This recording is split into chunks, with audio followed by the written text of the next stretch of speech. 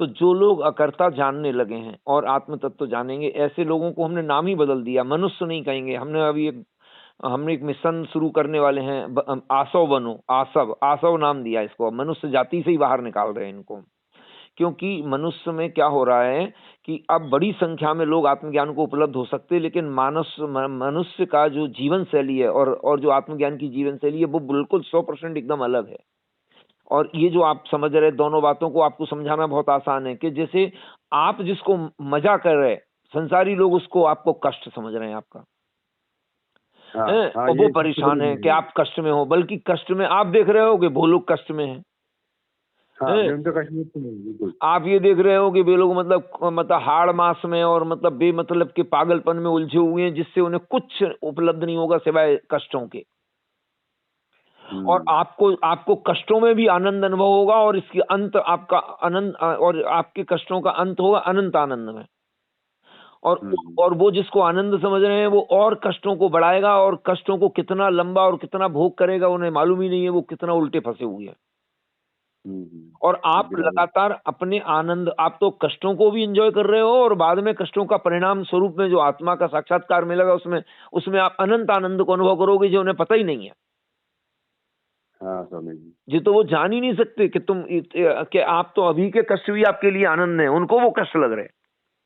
हाँ, ये सबसे बड़े, तो दृष्टाभाव से देख पा रहा हूँ ये चीजें। हाँ, तो आपको वो आनंद है। तो हमने अभी एक आपको बताएं, मैंने मतलब अभी बस सब शुरू ही है इस बात के लिए कि आसव बनो, मनुष्य से आत्मज्ञानी मत बनो। हमने आत्मज्ञानी का नाम बदल दिया, अब आत्मज्ञानी हम नहीं कहेंगे आगे से। हम जो शुरू कर रहे हैं मनुष्य को ऊपर उठाने के लिए चेतना, उसका नाम दिया हमने आसव।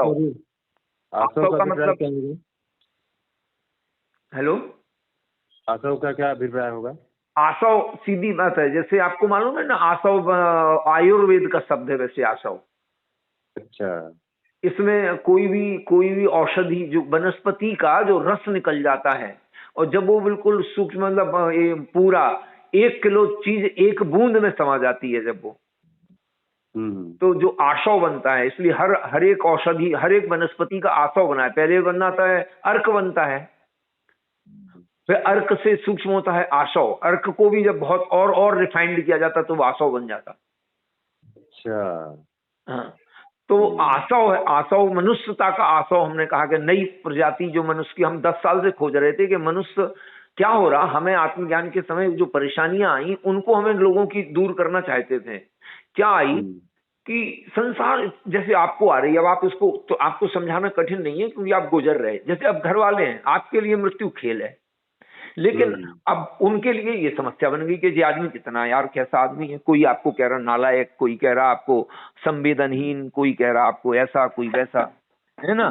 तो क्या होता कि जो व्यक्ति की चेतना, जैसे जानवरों से हम मनुष्य बने, अब मनुष्यों में जो और ऊपर उठ गई चेतना, जो इससे ऊपर उठ गई है, आहार निद्रा भय मैथुन से जिसे ऊपर समझ में आने लगा, और परमात्मा का रहस्य जिसको कह रहे, कृष्ण कह रहे कि मेरा जो विभूति और योग रूप।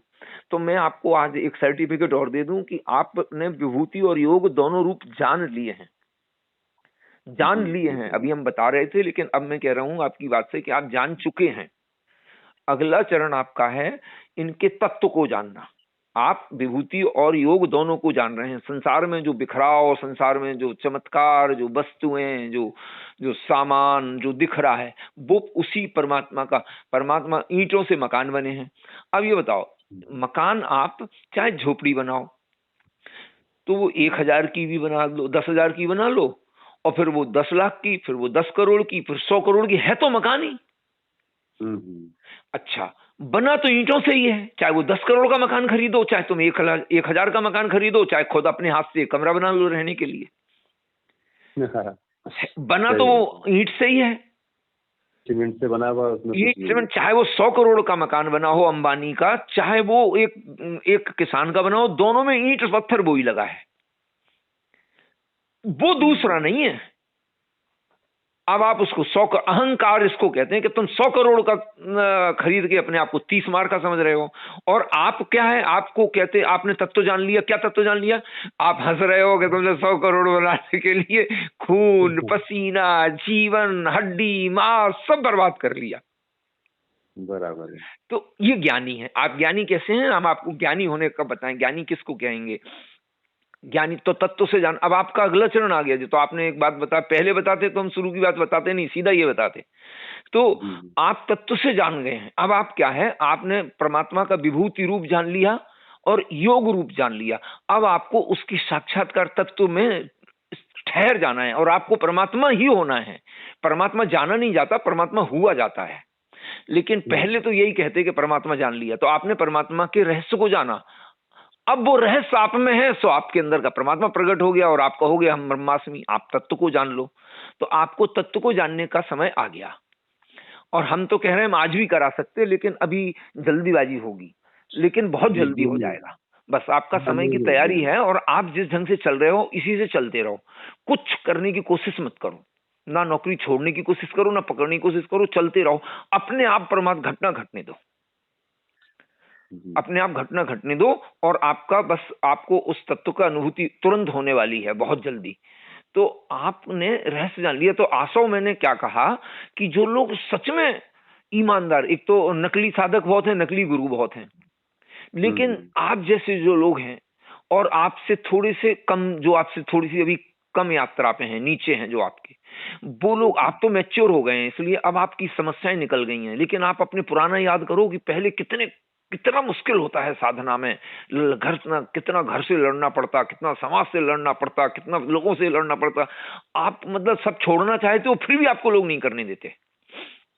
तो ऐसे लोगों को हम आसव यात्रा, आसव नाम इसलिए दे रहे हैं कि मनुष्य में कंफ्यूजन है। हम कह रहे हैं कि आत्मज्ञान असल में ये नई दुनिया है, ये पूरी आत्मज्ञान मनुष्य का जगत नहीं है, मनुष्य से बाहर का जगत है।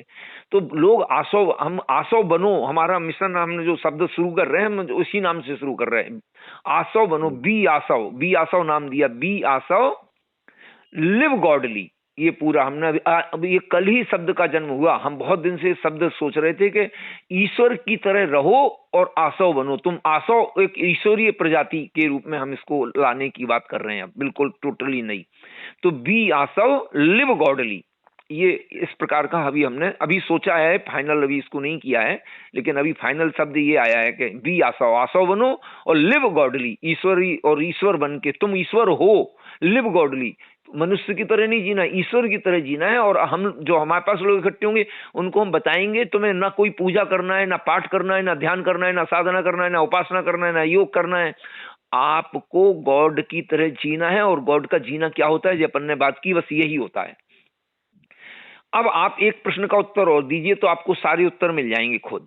ये बताओ, कोई व्यक्ति योग करे और प्राणायाम के द्वारा उसका सध जाए और प्राण उसका सध गया, और मान लो वो 1 दिन 2 दिन 10 दिन महीने भर साल भर भी अगर कोई प्राण साध के और शून्य में बैठ गया और उसका शरीर में समाधि में चला गया, वो मतलब प्राण समाधि में, समाधि तो होश वाली होती है, लेकिन मान लो कोई योग समाधि में चला गया, योग से, ध्यान करने से और प्राणायाम से, अगर वो व्यक्ति 1 महीने प्राण साध के उसने सांस रोका, अगर किसी ने 1 मिनट सांस रोका, फिर कोई व्यक्ति का सांस अगर ठहर गया तो 1 घंटे ठहर गया, किसी का 4 घंटे ठहर गया, तो 4 घंटे बाद जब वो उठेगा तो 4 घंटे तो उसे बिल्कुल भी पता नहीं है, वो शून्य में चला गया, तो संसार से संबंध कट गया, तो उसे ये भी नहीं मालूम है कि मैं बैठा था।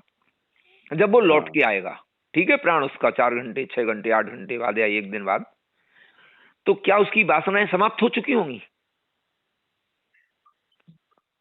वासनाएं तो एक नहीं, वो तो मौजूद रहती है, तो वही तो एनर्जी, वही तो परमात्मा है। हाँ, तो फिर उसकी इच्छाएं समाप्त हो चुकी हों क्या? अगर वो शरीर में एक दिन तक वो मान लो समाधि में था, तो 1 दिन तक तो उसे याद नहीं था कुछ भी, इच्छाओं का, क्रोध का, वासनाओं का, लेकिन जब आंख खुलेगा तो सब वैसे ही का वैसा होगा कि नहीं? सब कुछ वैसा का वैसा रहेगा, सब वैसे ही का वैसा रहेगा। तो फिर क्या फायदा हुआ समाधि से? बेमतलब में इतना तुमने प्राण साधे, 25 साल हिमालय में बैठ के तपस्या करी और अंत में प्राण साधे और लौट के आए संसार में, तो फिर वही काम, क्रोध, इच्छाएं, वासनाएं, लालसाएं सब परेशान करने लगी, तो क्या फायदा होगा फिर इतनी समाधि का और इतने कष्टों का? तो फिर वो जो बोलते हैं कि जो उसके अतीत के भविष्य के जो संचित कर्म तो स्टोर रहेंगे ना। हाँ, ये संचित कर्म और प्रारब्ध तो समाप्त नहीं हुआ। हाँ हाँ। तो वो जब तक सुन, तो इसलिए ये साइंस है। क्रियाओं से कितनी भी साधनाएं तपस्याएं कर लो, कुछ नहीं होगा। जो अपन बात कर रहे हैं इसी से होगा जो आप कर रहे हो। आपके आपने जो कर्म किए हैं, जिसके बदले में आपने कुछ नहीं चाहा, वो आपके संचित और प्रारब्ध को खत्म कर दिया उसने, इसलिए आपको तत्व का अनुभूति होने लगी। बराबर। आपका लगातार अकारण उस ऐसे कर्म आपने किए लंबे समय जिसके बदले में आपने कुछ चाहा नहीं, वो कर्म आपके संचित को आपको माइनस कर गए। और संचित जब माइनस हो जाता है तो आपके चेहरे पे, जो हमने कहा था कि आपकी तो अलग दिख रहे हो, तो वो चेहरा इतना साफ दिखता है, जिसकी दृष्टि आ जाती है, सब साफ दिखता है कि आपके अंदर कितने संचित कर्म है, केवल चेहरे देख के जाना जा सकता है कितना प्रारब्ध है आपका। और जैसे ही आंख साफ हो जाती है, और जब आपकी आंख साफ हो जाती है तो ये भी देखा जा सकता है कि अब आपके संचित कर्म समाप्त हो गए, अब आप ज्ञान होने वाला है आपको। ज्ञान तो, आत्मज्ञान तो बस असल में आत्मज्ञान होता नहीं है, आत्मज्ञान तो अपने यहाँ हैपनिंग है। क्या होता है कि जैसे ही आपके संचित कर्म खत्म हुए और आपको आत्मज्ञान हो जाता है।